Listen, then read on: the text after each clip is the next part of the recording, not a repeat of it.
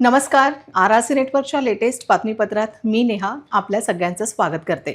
अशा आहेत आजच्या हेडलाईन्स.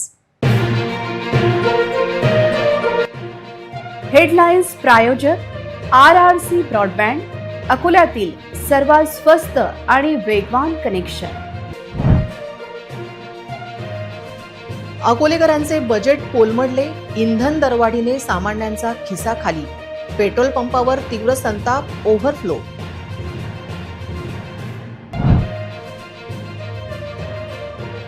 ओपन स्पेसवरच्या कोठारी कॉन्व्हेंटने तर सर्वच नियम मोडले.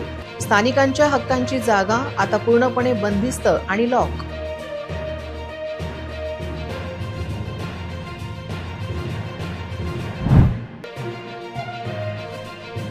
अशोक वाटिका ते नेहरू पार्क रस्ता मोकळा, महापालिकेचा अतिक्रमणावर हातोडा, झोपड्यांवर पालिकेची कारवाई.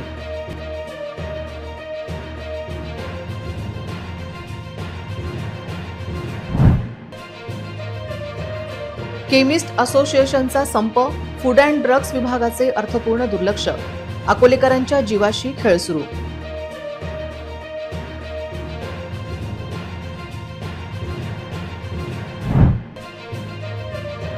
अकोल्याचा भीषण उन्हाळा आणि कष्टकऱ्यांचा भाकरीसाठी संघर्ष, तापलेले रस्ते आणि घामाच्या धारा.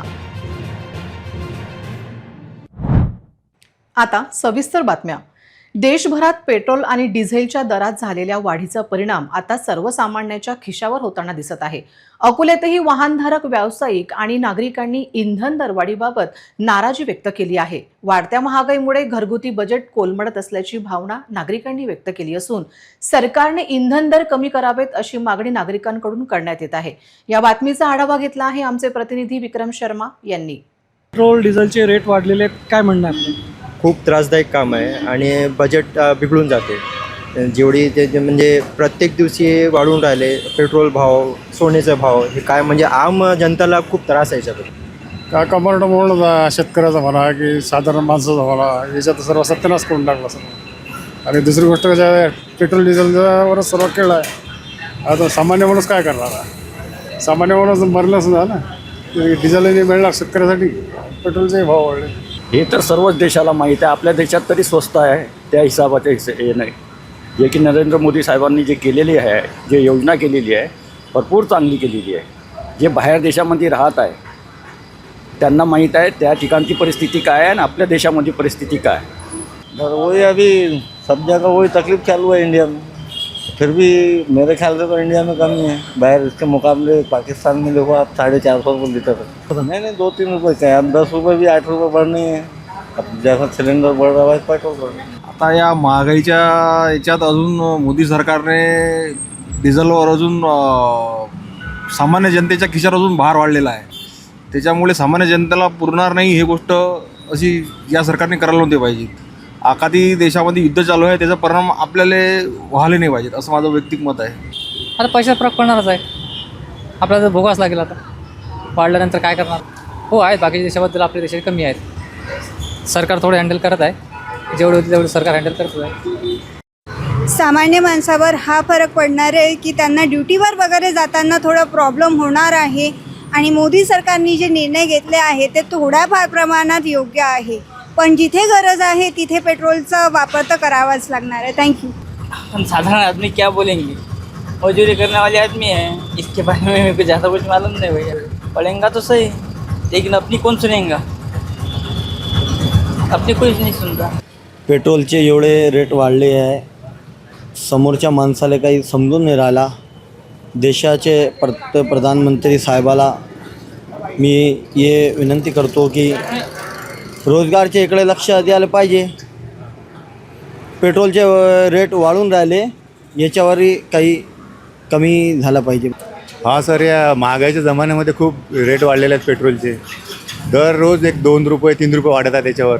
आपले पेट्रोल डिझेलचे रेट वाढवून सरकारने सामान्य जनतेची क्रूर थट्टा केली आहे. आणि या पेट्रोल डिझेलमुळं सामान्य जनता महागाईमुळं होरपळून निघणार आहे.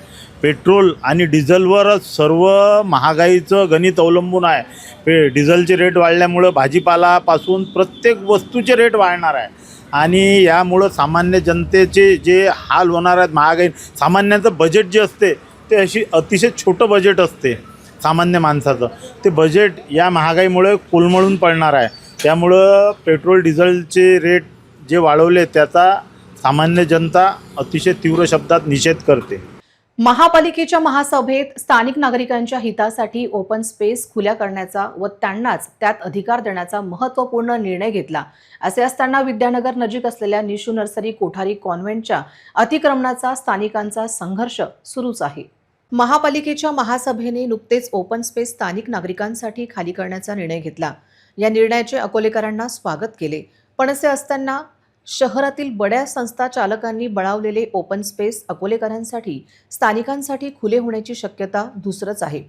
विद्यानगर नजीक असलेल्या निशू नर्सरी कोठारी कॉन्व्हेंट यांची ओपन स्पेसवर पूर्ण कब्जा केला आहे. या ठिकाणी केवळ 10% बांधकामाची परवानगी असताना टोलेजंग इमारती उभी करण्यात आली आहे.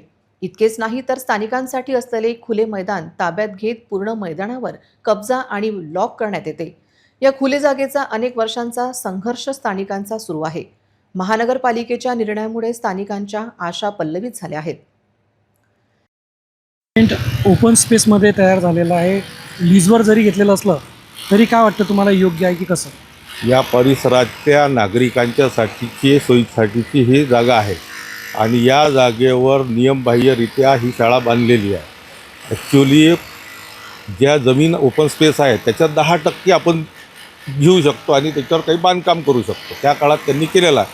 परंतु माननीय न्यायालय, माननीय सरकार आणि आताच परवाच्या दिवशी महानगरपालिकेनं एक ठराव घेतला की ज्या ज्या शाळेत संस्थांना अशा जागा दिलेल्या आहेत त्या पूर्ण खाली करून घेण्यात येतील. तर आमचं असं म्हणणं आहे की या ठिकाणी एक चांगली हे पाळून चांगली अभ्यासिका तयार करायची, म्हणजे परिसरातल्या मुलांना महानगरपालिकेच्या अभ्यासिकेत अत्यल्प दरात त्यांचा चांगला अभ्यास होईल, शिक्षण होईल आणि चांगले पोर होते. आता इथं परिसरातच 2,000-3,000 रुपये प्रति महिना म्हणून त्यांना अभ्यासिकेत पैसे द्यावे लागतात. आमचं असं म्हणणं आहे की लहान मुलांसाठी खेळणे नाही आहे या परिसरात आणि महिलांसाठी ओपन एअर जिम करायचा. आमची ही जागा आम्हाला परत करून आम्हाला त्याच्यावर डेव्हलपमेंट करता येईल. आमचंही काही सहकार्य लागत असेल महानगरपालिकेला तर आम्ही करायला तयार आहोत आणि सगळ्यांनी हे लवकरात लवकर पुढचं सत्र सुरू व्हायच्या आधी ताबडतोब याचं डिमॉलिश करून आमच्या ताब्यात देण्यात येईल. यासाठीच आम्ही सोशल मीडियाच्या माध्यमातून माननीय विजयभाऊ अग्रवाल, सभापती मनपा यांनी ठराव या संदर्भात ठराव घेतल्यानंतर आम्ही त्यांना म्हटलं की तुम्हाला मायची शपथ, तुम्ही हे ताबडतोब लवकरात लवकर खाली करून द्या. निशू नर्सरी कोठारी कॉन्व्हेंटच्या व्यवस्थापनाने त्यांच्याकडे किती जागा आहेत याची माहिती दिली, पण किती बांधकाम केले, स्थानिकांसाठी ते खुले का नाही यावर मात्र भाष्य केले नाही. एकूणच महापालिकेच्या लोकहिताच्या निर्णयाला निशू नर्सरी कोठारी कॉन्व्हेंट हे हरताळ फासल्याचे चित्र ग्राउंड लेवल दिसते. त्याचबरोबर ज्या अटी व शर्तीच्या आधारावर या जागा दिल्या गेल्या त्याचा भंग झाल्याचे चित्र होते. इस वक्त सुनील डांगे जी हमारे साथ में हैं, कोठारी कॉन्वेंट के वो एडमिनिस्टर अधिकारी हैं. सर, मुझे ये बताइए कि ये जो पूरी जगह ये ओपन स्पेस है एक्चुअली? हाँ सर. है ना? हाँ जी. तो ये ओपन स्पेस में अभी ये स्कूल कैसे क्या बनी है, मुझे थोड़ा बताया आप.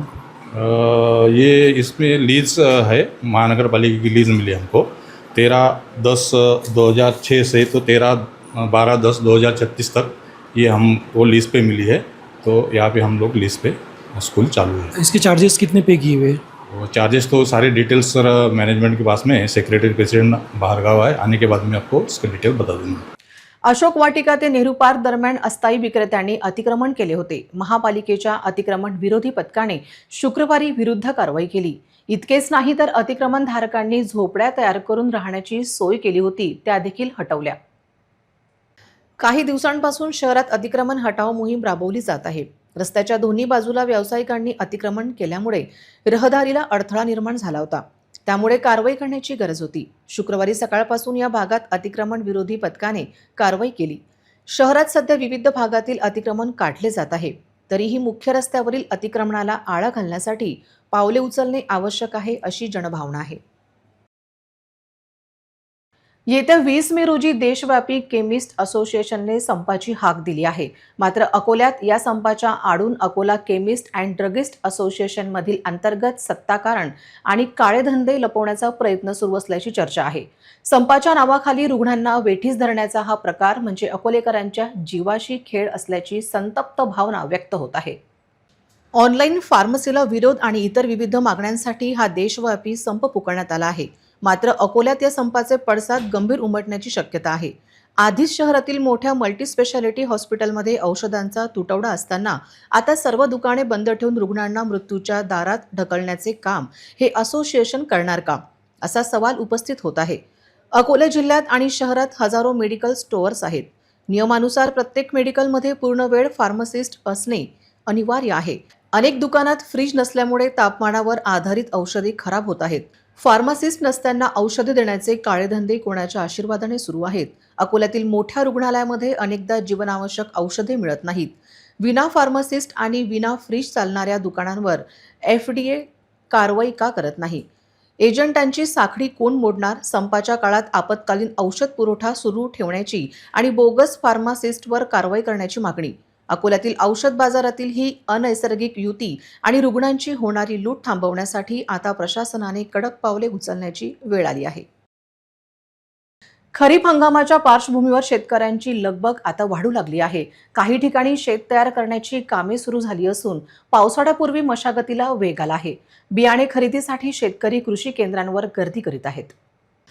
शासनाने आजपासून अधिकृतरित्या बियाणे विक्रीला परवानगी दिल्यानंतर अकोला शहरातील कृषी सेवा केंद्रांवर शेतकऱ्यांची मोठी गर्दी पाहायला मिळाली.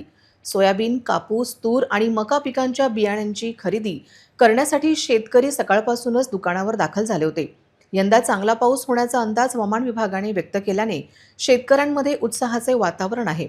त्यामुळे दर्जेदार आणि प्रमाणित बियाणे खरेदीकडे शेतकऱ्यांचा कल दिसून येत आहे. अनेक शेतकरी विविध कंपन्यांच्या बियाण्यांची माहिती घेत खरेदी करताना दिसले. दरम्यान कृषी विभागाकडून शेतकऱ्यांना प्रमाणित बियाणेच खरेदी करण्याचे आवाहन करण्यात आले आहे. पावती घेणे, पॅकेटवरील माहिती तपासणे आणि अधिकृत विक्रेत्यांकडून बियाणे खरेदी करावे असे सांगण्यात येत आहे. आगामी काही दिवसात खतं आणि औषधांच्या खरेदीसाठीही बाजारपेठेत गर्दी वाढण्याची शक्यता आहे. स्वराज्य रक्षक छत्रपती संभाजी महाराज यांच्या जयंतीनिमित्त शहरात छावा संघटनेच्या वतीने गुरुवारी सायंकाळी भव्य शोभायात्रा काढण्यात आली. या रॅलीमध्ये विविध लोकप्रतिनिधींनी देखील सहभाग नोंदवला. स्थानिक शिवाजी पार्क येथून सुरू झालेल्या या रॅलीचे शहराच्या मुख्य मार्गावर विविध संघटना आणि नागरिकांनी अत्यंत उत्साहात स्वागत केले. या रॅलीचे मुख्य आकर्षण म्हणजे छत्रपती संभाजी महाराज यांच्या जीवनातील प्रसंगावर आधारित सादर करण्यात आलेले जिवंत देखावे. शहरातील मान्यवर नागरिक, तरुण वर्ग, महिला आणि पुरुषांनी या रॅलीला प्रचंड गर्दी केली होती. छत्रपती संभाजी महाराज यांच्या प्रतिमेचे पूजन केल्यानंतर रॅलीला शिवाजी पार्क येथून प्रारंभ झाला. शहराच्या प्रमुख मार्गावरून फिरत ही रॅली स्वराज्य भवन येथे पोहोचली, जिथे रॅलीचा समारोप करण्यात आला. या भव्य शोभायात्रेची एक झलक.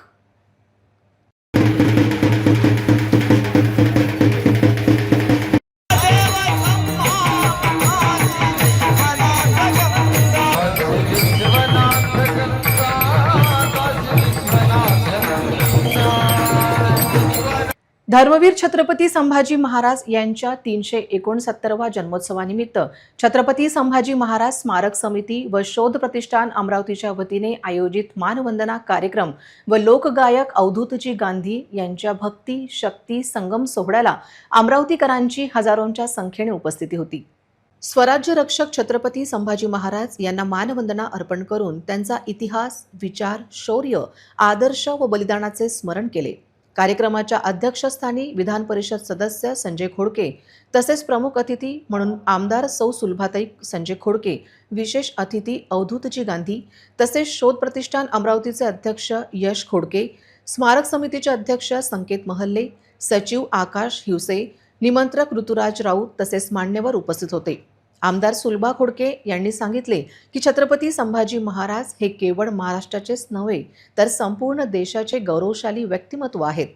त्यांच्या अतुलनीय बलिदानामुळे स्वराज्य अधिक सक्षम झाले आणि त्यांच्या शौर्याने स्वराज्य रक्षणाचा सर्वात मोठा आदर्श समाजासमोर ठेवला आहे. प्रख्यात लोकगायक व कलावंत श्री अवधूतजी गांधी यांनी आपल्या सुमधुर वाणीतून भक्ती संगीत व शिवशंभू यांची ख्याती विशद करणाऱ्या संगीतमय कार्यक्रमाची रंगतदार प्रस्तुती केली. कार्यक्रमाचे सूत्रसंचालन संदीप जुनघरे यांनी केले. शिवशंभू प्रेमी तसेच अमरावतीकर जनतेचे शोध प्रतिष्ठानचे अध्यक्ष यश खोडके यांनी आभार मानले. वाशिमच्या तोरणाळा गावात एका शेतकऱ्याच्या गोठ्याला रात्री भीषण आग लागली. आगीत शेतकऱ्यांचा गोठा जळून खाक झाला असून यामध्ये 45 बकऱ्यांचा होरपळून मृत्यू झाला. या आगीत एक बैल गंभीररित्या भाजला गेला असून लाखोंचे नुकसान झाले आहे. ही आग लागली नसून लावल्या गेल्याचा संशय व्यक्त केला जात आहे. वाशिमच्या तोरणाळा गावातील शेतकरी सुभाष काशीराम मुठाड यांच्या गोठ्याला रात्री अचानक आग लागली. आग इतकी भीषण होती की काही क्षणात संपूर्ण गोठा आगीच्या विळख्यात सापडला. यामध्ये गोठ्यात बांधलेल्या तब्बल 45 बकऱ्यांचा होरपळून मृत्यू झाला, तर एक बैल पूर्णपणे भाजून गेला आहे. याशिवाय गोठ्यांमध्ये ठेवलेलं सुमारे 20 क्विंटल हळदबेन, मोटार पंप, केबल पाईप तसेच शेती उपयोगी साहित्य जळून खाक झालं. या आगीत शेतकऱ्यांचं अंदाजे 3 ते 4 लाख रुपयांचं नुकसान झालं आहे. दरम्यान ही आग लागली नसून कुणीतरी जाणीवपूर्वक गोठ्याला आग लावल्याचा संशय शेतकरी सुभाष मुठाळ यांनी व्यक्त केला आहे. या प्रकरणी तक्रार दाखल करण्याची प्रक्रिया सुरू आहे. काल रात्रीपासून सरकारने पेट्रोल व डिझेलच्या दरात वाढ केली. पेट्रोलच्या दरामध्ये 3 रुपये 10 पैसे वाढ झाली असून आता अमरावती शहरात पेट्रोल प्रति लिटर 108.24 रुपये लिटर, तर डिझेलमध्ये 3 रुपये 11 पैशांची वाढ झाली. डिझेल शहरात प्रति लिटर 94.75 रुपये झाले. ऑटो चालकांनी सुद्धा पेट्रोल डिझेलचे भाव वाढल्यामुळे त्यांना भविष्यात प्रवासी भाडे वाढवावे लागत असल्याचे सांगितले. पेट्रोल आणि डिझेलचे भाव वाढल्यामुळे हे भाव कधीपासून लागू झाले आपण पेट्रोल पंपावरील अटेंडंटना विचारूया. काल रात्री 12च्या नंतर लागू झालेले आहे. डिझेल वाढला आहे 3 रुपये 10 पैसे 11 पैसे आणि पेट्रोल वाढला आहे 3 रुपये 10 पैसे. अच्छा, यामुळे ग्राहकांची काही गर्दी कमी झाली आहे काय इथून? नाही, आता लोकांना माहिती व्हायचं आहे. अच्छा, थोडं होईल गर्दी कमी. ओके. यांनी या ठिकाणी सांगितलं आहे पेट्रोल आणि डिझेलच्या दरामध्ये रात्रीपासून वाढ झालेली आहे. पेट्रोलचे आणि डिझेलचे भाव वाढल्यामुळे ग्राहकांना त्याबद्दल काय वाटते ते आपण ग्राहकांना विचारूया. काय वाटते का तुम्हाला पेट्रोल आणि डिझेलचे भाव वाढल्यामुळे? नाही पाहिजे, कारण हे आता मोदी गव्हर्नमेंटमध्ये नेहमीच हे वाढ सुरू आहे पेट्रोलची. हे चांगलं नाही. तुम्हाला काय समस्या आहे मग? म्हणजे 3 रुपये भाव वाढल्यामुळे आता समस्या आहेच, प्रॉब्लेम होतो. शासनाने आज पेट्रोल आणि डिझेलच्या दरामध्ये वाढ केलेली आहे. यामध्ये पेट्रोल आज 108.24 पैसे झालेलं आहे, तर डिझेल 94.75 पैसे झालेलं आहे. त्या अनुषंगाने पेट्रोलचे भाव 3 रुपये 10 पैशानं वाढले आहे, तर डिझेलचे भाव 3 रुपये 11 पैशानं वाढलेले आहे. त्यामुळे आधीच नागरिक समस्यांमध्ये आहेत, पण या ठिकाणी डिझेल आणि पेट्रोलचे भाव वाढल्यामुळे नागरिक सध्या त्रस्त झालेले दिसून येत आहेत. मी संदीप मानकर, RRC नेटवर्क, जिल्हा प्रतिनिधी, अमरावती. पेट्रोल डिझेलच्या दरात वाढ झाली, परंतु त्यापूर्वी काही पेट्रोल पंपावर पेट्रोल खरेदी करण्यासाठी रांगा होत्या, तर काही ठिकाणी उन्हामुळे पेट्रोल खरेदीसाठी रांगा दिसत नव्हत्या. काँग्रेसचे नेते राहुल गांधी यांनी यापूर्वीच हा धोका सांगितला होता, अशी प्रतिक्रिया खासदार बळवंत वानखडे यांनी व्यक्त केली. पंतप्रधान जनतेला भावनिक आवाहन करीत आहे. हा सगळा प्रकार जनतेपासून पळ काढण्याचा आहे, अशा शब्दात खासदार बळवंत वानखडे यांनी केंद्र सरकारवर टीका केली. आपल्यासोबत खासदार बळवंत वानखडे आहेत. बळवंत भाऊ, नरेंद्र मोदी साहेबांनी अलीकडे सोनं खरेदी करू नका असं म्हटलं आहे. त्यानंतर विदेशवारीसुद्धा आपण काढली पाहिजे असं पण म्हटलं आहे. आणि आता डिझेल आणि पेट्रोलच्या भावात जवळपास 3 रुपये काही पैसे, म्हणजे 3 रुपये 11 पैसे पेट्रोल आणि डिझेल पण तेवढंच वाढलेलं आहे. तर सामान्य लोक सध्या त्यामुळे त्रस्त झालेले आहेत. तर आपण काय खासदार म्हणून प्रतिक्रिया द्याल? नाही, माननीय पंतप्रधानांनी जे काही देशाला उद्देशून जनतेला आवाहन केलं आहे, त्या आव्हानामुळे एक लोकांमध्ये संभ्रम तयार झालेला आहे. लोक भयभीत झालेले आहेत की पुन्हा लॉकडाऊनच्या स्थितीकडे देश चालला आहे का. कारण जी काही आज परिस्थिती निर्माण झाली त्या परिस्थितीला तोंड देण्यासाठी पंतप्रधानांनी सक्षम राहायला पाहिजे होतं. ती परिस्थिती हाताळली पाहिजे होती, परंतु जनतेला भावनिक आव्हान करून हा प्रश्न सुटण्यासारखा नाही. देशाचे काँग्रेस पक्षाचे नेते राहुलजी गांधी यांनी 3 महिन्यापूर्वीच सांगितलं होतं की निवडणुका होता बरोबर मतमोजणी झाल्यानंतर देशावर अशी परिस्थिती निर्माण होईल आणि डिझेलचे पेट्रोलचे भाव वाढतील, अन्य काही वस्तू ह्या महाग होतील. हे राहुलजी गांधी यांनी सुरुवातीलाच सांगितलं 2 महिन्याच्या अगोदर, परंतु त्याकडे सपशेल दुर्लक्ष केलं. करोनाच्या वेळेस सुद्धा राहुलजींनी सांगितलं होतं की हे जे आंतरराष्ट्रीय विमान आहेत ही विमानं बंद करा, कारण कोरोना हा भारतात येण्याच्या स्थितीत आहे. हे सुद्धा त्यांनी सांगितलं होतं, पण त्यांना त्यांची मजाक नेहमी उडवल्या जाते. याचा IT शेल असेल किंवा हे भाजीपाले असतील त्यांचं गांभीर्याने घेतलं जात नाही. म्हणून आज ही जी काही परिस्थिती निर्माण झाली ही भावनात्मक आव्हान करून जमणार नाही, त्यासाठी सक्षम राहणं अतिशय गरजेचं आहे. या ठिकाणी काँग्रेसचे नेते राहुलजी गांधी यांनी यापूर्वीच परिस्थिती अशी होणार आहे या संदर्भात सांगितले होते आणि आता भावनात्मक होऊन चालणार नाही, तर परिस्थिती हाताळलं पाहिजे असे खासदार बळवंत वानखडे यांनी म्हटलं आहे. मी संदीप मानकर, RRC जिल्हा प्रतिनिधी, अमरावती. छत्रपती शिवाजी महाराज महाराजस्व अभियानाच्या माध्यमातून नागरिकांच्या तक्रारीचे निराकरण आणि शासकीय सेवा मिळण्याच्या प्रक्रियेला मोठी गती मिळाली आहे. ग्रामीण भागातील शेतकऱ्यांचे आणि जमिनीचे प्रलंबित प्रश्न या अभियानांतर्गत प्राधान्याने सोडवावेत असे प्रतिपादन खासदार अनुप धोत्रे यांनी आज केले. अकोला व कौलखेड मंडळासाठी नियोजन भवनात आयोजित महाराजस्व अभियान समाधान शिबिराच्या उद्घाटनाप्रसंगी ते बोलत होते. यावेळी व्यासपीठावर आमदार वसंत खंडेलवाल, जिल्हाधिकारी वर्षा मीना, उपजिल्हाधिकारी विजय पाटील, तहसीलदार कुणाल झालटे यांच्यासह अनेक वरिष्ठ महसूल अधिकारी उपस्थित होते. अकोला तालुक्यात मार्चपासून 12 महसूल मंडळांमध्ये या शिबिरांचे यशस्वी आयोजन होत आहे. आत्तापर्यंत 7/12 फेरफार आणि विविध प्रकारचे 15,000हून अधिक दाखले वितरित करण्यात आले आहेत. यापुढे नागरिकांना शासकीय सेवा मोहीम स्तरावर उपलब्ध करून दिल्या जातील. कृषी यांत्रिकीकरण योजनेच्या माध्यमातून निवडक लाभार्थ्यांना ट्रॅक्टरच्या चाव्या सुपूर्द करण्यात आल्या. या शिबिरात महसूल विभागासह विविध शासकीय कार्यालयांनी आपले स्टॉल्स लावले होते. अकोला आणि कौलखेड मंडळातील नागरिकांनी आणि शेतकऱ्यांनी या शिबिराला मोठ्या संख्येने उपस्थित राहून आपल्या समस्या मांडल्या. वाशिम शहरातील पाटणी चौक ते छत्रपती शिवाजी महाराज चौक दरम्यान होणाऱ्या रस्त्याच्या कामापूर्वी कामाच्या गुणवत्तेवरून आता वाद निर्माण झाला आहे. रस्त्याच्या दोन्ही बाजूंनी बांधण्यात येणाऱ्या नालीच्या कामावर निकृष्ट दर्जाचा होत असल्याचा आरोप करत संबंधित नगरसेवक पुरण बदलानी यांनी सुरू असलेले काम बंद पाडले आहे. वाशिम शहरातील पाटणी चौक ते छत्रपती शिवाजी महाराज चौक या मुख्य मार्गांच्या कामापूर्वी नाली बांधकामाला सुरुवात करण्यात आली. मात्र सुरू असलेले नालीचे काम निकृष्ट दर्जाचे आणि त्यामध्ये हलक्या साहित्याचा वापर होत असल्याचा आरोप प्रभाग 6चे उबाठाचे नगरसेवक पुरण बदलानी यांनी केला आहे. दरम्यान कामाच्या ठिकाणी भेट देत त्यांनी संबंधित ठेकेदार आणि अधिकाऱ्यांना धारेवर धरले. जोपर्यंत दर्जेदार काम होत नाही तोपर्यंत हे काम होऊ देणार नाही असा इशारा देखील नगरसेवक बदलानी यांनी दिला. यामुळे नालीचे सुरू असलेले काम सध्या बंद ठेवण्यात आले असून नागरिकांमध्येही कामाच्या गुणवत्तेबाबत चर्चा सुरू आहे. या निकृष्ट दर्जाच्या कामाविरुद्ध नगरसेवक बदलानी हे मुख्याधिकारी यांच्यासह जिल्हाधिकाऱ्यांकडेही तक्रार करणार असल्याचे त्यांनी सांगितलं. आता नगरपालिका प्रशासन आणि संबंधित ठेकेदार यावर काय भूमिका घेणार याकडे सर्वांचे लक्ष लागले आहे.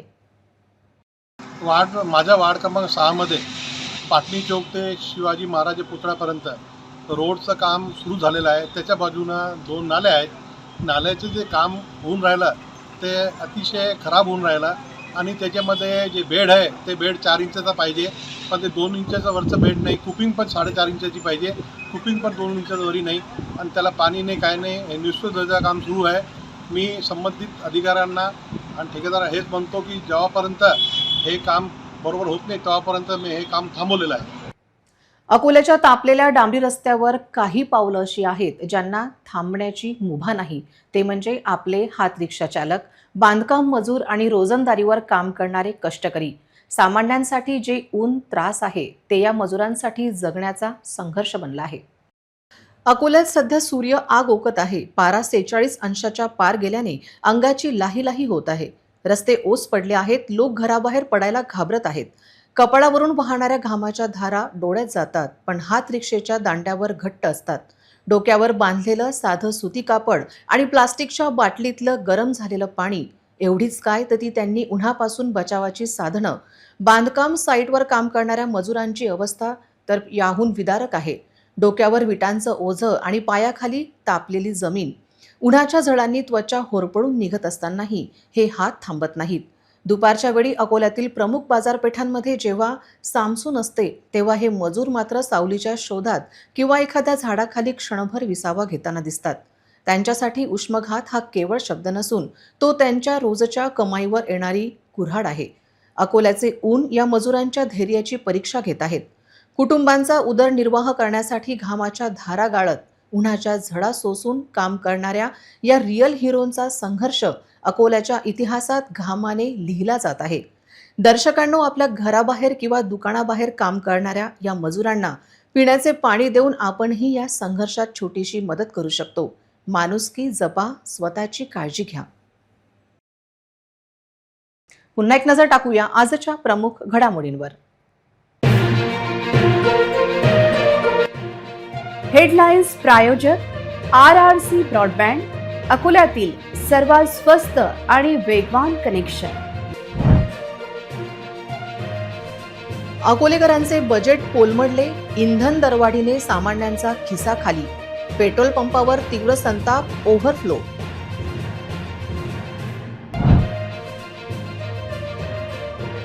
ओपन स्पेसवरच्या कोठारी कॉन्व्हेंटने तर सर्वच नियम मोडले. स्थानिकांच्या हक्कांची जागा आता पूर्णपणे बंदिस्त आणि लॉक.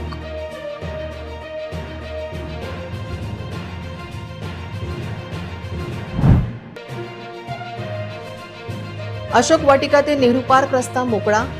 महापालिकेचा अतिक्रमणावर हातोडा. झोपड्यांवर पालिकेची कारवाई.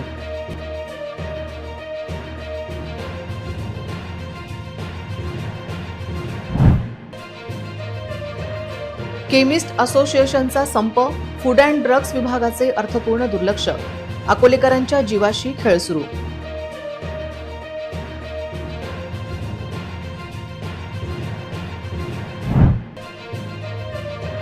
अकोल्याचा भीषण उन्हाळा आणि कष्टकऱ्यांचा भाकरीसाठी संघर्ष. तापलेले रस्ते आणि घामाच्या धारा. बातम्यांसाठी तुम्ही पाहत रहा RRC news. 2,48,000 दर्शकांनी RRC YouTube channel हे सबस्क्राईब केले आहे. तेव्हा तुम्ही कसली वाट पाहत आहात? तुम्ही पण सबस्क्राईब करा आणि बेल आयकॉन क्लिक करत RRCच्या बातम्या निरंतर पहा. तुमच्या मोबाईलवर नोटिफिकेशन मिळवण्यासाठी सबस्क्राईब करा RRCचे हे यूट्यूब चॅनल. लाईक आणि फॉरवर्ड करा RRC डिजिटल अकोलाचे हे न्यूज बुलेटिन. पुन्हा भेटूया लेटेस्ट बातम्यांसह नवीन बातमीपत्रात. तोवर नमस्कार.